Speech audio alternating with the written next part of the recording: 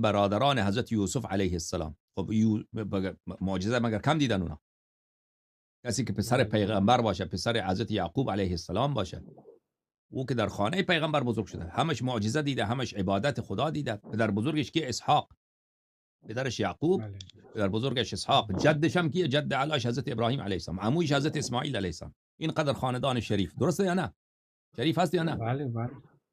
اینا گرفتن دقیقاً. یوسف علیه السلام را چیکار کردن؟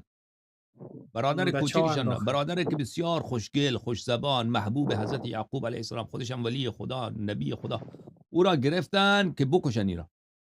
یکیشان آمد گفت نکشید، حداقل اینو نکشید. بابا گرفتن زدندش، در چاه انداختن. پیراهن گرفتن پرخون کردن، خون بره به پیراهن زدن، پیش پدر بودن که پسر را گر خورده. دروغ، همیشه هم پیغمبر زاده. بعد آمدن روز بعد او را از چاه دیدن که او را از چاه، یا قافله او را از چاه بیرون کردن. گفت این غلام ماست، پولشو بده.